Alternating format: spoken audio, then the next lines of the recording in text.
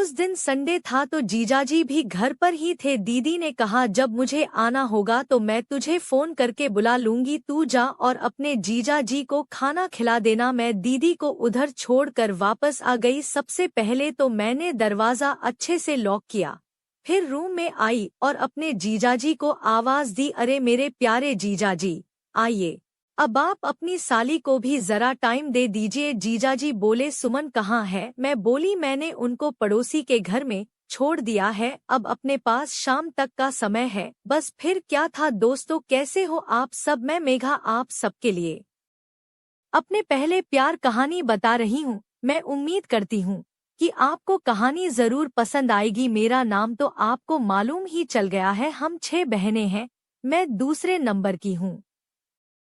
बड़ी दीदी की शादी 2 साल पहले भोपाल हुई थी। हम सब यूपी के आगरा के रहने वाले हैं।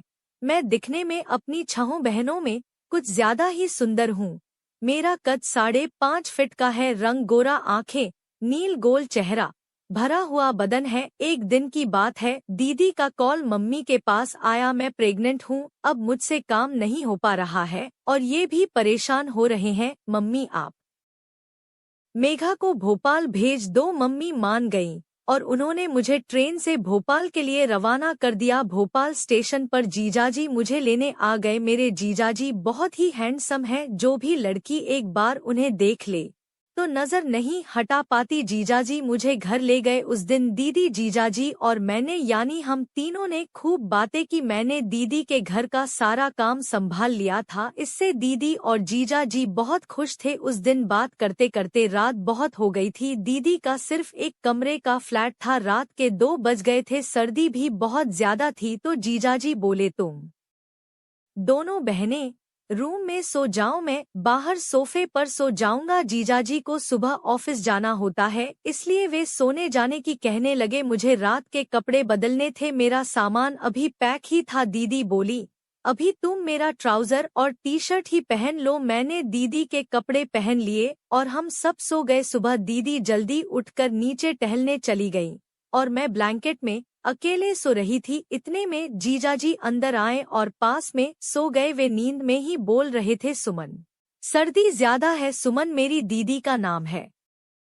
उस वक्त मैं भी नींद में थी तो मुझे भी नहीं मालूम चला। जीजाजी ने दीदी समझ लिया। जब मेरी नींद खुली तो मैं उन्हें अपने पास सोया देखकर एकदम से घबरा गई। मैं सोचने लगी कि अब मैं क्या करूं। फिर मैंने जीजाजी को सोते हुए देखा तो वे गहरी नींद में सो रहे थे। मैंने उन्हें डिस्टर्ब नहीं किया और बिना कुछ बोले पड़ी रही। थोड़ी देर में उनकी बेड पर लेटी रही। सच बताऊं तो उस दिन पहली बार था, क्या बताऊं यार, वह एहसास कुछ अलग ही था। फिर मुझे जीजाजी का ख्याल आया तो मैं और बाहर सोफे पर आकर लेट गई। कुछ देर बाद दीदी आ गई और मुझे जगाने लगी। उन्होंने जीजाजी को चाय बना कर दी और जीजाजी फ्रेश होकर कुछ देर बाद ऑफिस के लिए निकल गए। उनके जाने के बाद दीदी और मैं मिलकर घर का काम करने लगी। करीब 8 दिन तक यही चलता रहा। एक दिन जीजाजी ने बाहर घूमने का प्लान बनाया। दीदी प्रेग्नेंट थी तो उन्होंने बाहर जाने से मना कर दिया। मैं अकेली ही जाने को रेडी हो गई थी। कुछ देर बाद मैं जीजाजी के साथ बाइक पर बैठकर चली गई। बाइक चलाते समय जीजाजी ही हूँ, क्या करूँ? मैं दीदी के बारे में सोचने लगी कि यदि मैंने जीजा जी के साथ कुछ गलत किया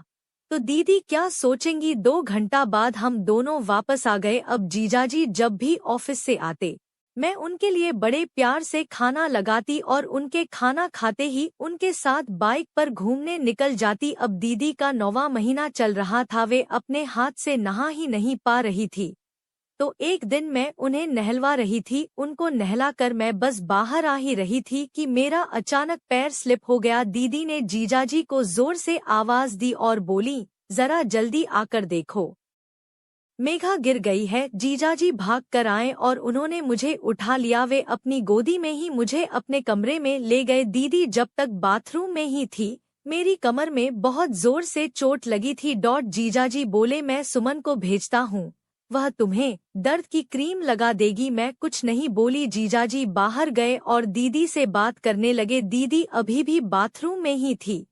मैंने आवाज देकर जीजाजी से कहा, जीजाजी दर्द बहुत है, आप ही थोड़ी सी क्रीम लगा दीजिए।